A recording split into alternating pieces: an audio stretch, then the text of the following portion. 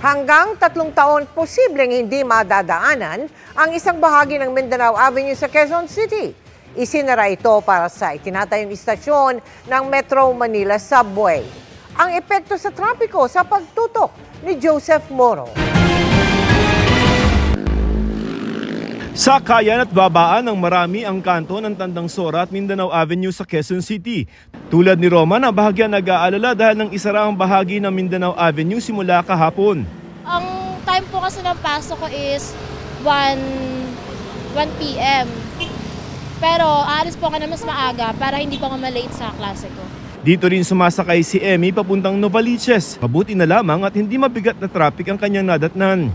Possibly din dahil nag-suspend yata ng classes today. Tatagal ng hanggang 3 taon na sarado ang bahaging ito ng Mindanao Avenue dahil sa gagawin na Tandang Sora Station ng Metro Manila Subway Project na inaasahang matatapos sa taong 2028.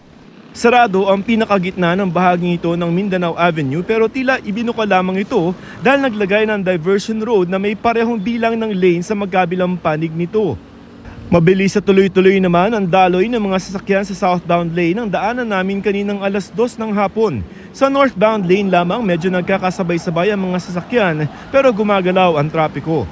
Ayon sa Metro Manila Development Authority o MMDA, bahagya lamang inaasahan nilang epekto sa trapiko sa lugar ng ginagawang subway station. Opo. Kumbaga nagkaroon lang ng palikpik, medyo kakanan lang po ng konti, ikot. Opo. Balik din naman po sila doon sa same road.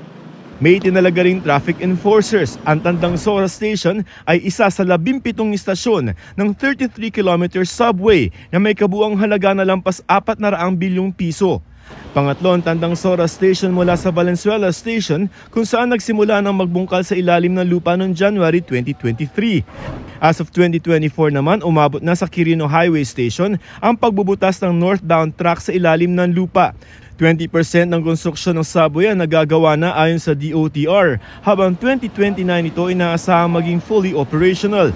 Wala umanong masyadong magiging epekto ang budget cut ng DOTR ngayong taon sa mga big-ticket infrastructure items ng gobyerno. The loan proceeds were not included in the budget. But as I mentioned earlier, we can still draw on the loan. Para sa GMA Integrated News, Joseph Morong, nakatutok 24 oras.